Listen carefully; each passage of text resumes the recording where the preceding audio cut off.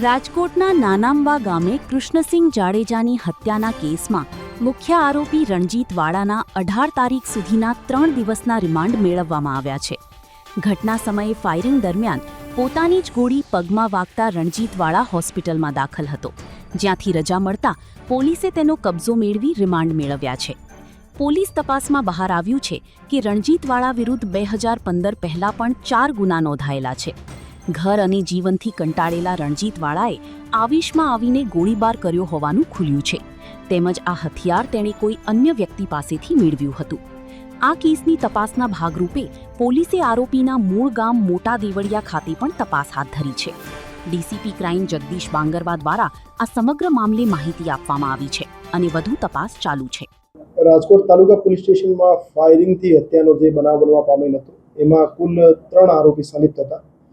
બનાવના આગલા દિવસે રાજકોટ શહેર ક્રાઇમ બ્રાન્ચ દ્વારા 3 આરોપીઓને સરદારના ત્રંબા ગામ પાસેથી પકડી લેવામાં આવેલ હતા.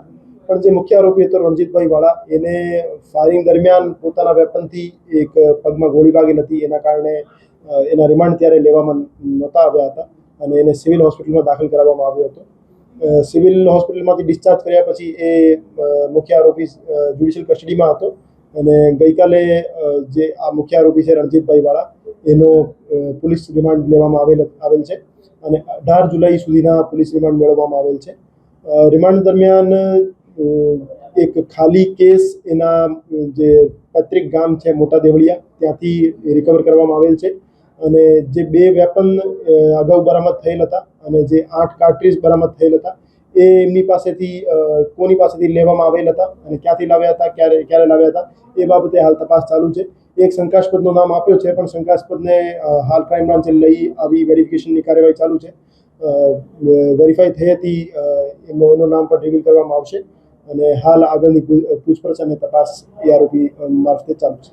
આ રણજીતભાઈ વાળા જે છે એના વિરુદ્ધ 2015 પહેલા કુલ 4 ગુના દાખલ થયેલા છે, જે મેં 3 પ્રોહિબિશન એક્ટના ગુના છે અને એક માલવીયાનગર પોલીસ સ્ટેશનમાં મારામારીનો ગુનો દાખલ થયેલો છે.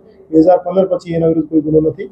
અને હત્યાનું કારણ જોવામાં આવે તો એ જે મુખ્ય આરોપી છે એ ઘણી જગ્યાથી કંટાળેલો હતો અને પોતાના ફેમિલીના અમુક કારણોથી સ્ટ્રેસમાં હતો અને સ્ટ્રેસની સિચ્યુએશનમાં જ એના બાળકો દ્વારા એવી રજૂઆત કરવામાં આવેલ હતી કે અમને જે મરણ જનાર છે એના દ્વારા ગાળાગાળી કરી મારવામાં આવેલ છે. તો એનાથી એ ઉશ્કેરાઈ ગયો અને બીજા જગ્યાના તમામ સ્ટ્રેસ એક જગ્યાએ કાઢવાના કારણે એને ફાયર કર્યો અને હત્યાનો બનાવ નીપજ્યો. હજુ સુધી કુલ 3 આરોપીઓની સંડોવણી સામે આવી છે, જેમાંથી 2 જેલ હવાલે છે અને 3જો પોલીસ કસ્ટડીમાં છે. આ સિવાય જે વેપનનો સપ્લાયર છે એને અટક કરવામાં આવશે, પણ આ વેરિફિકેશનની કાર્યવાહી અત્યારે ચાલુ છે.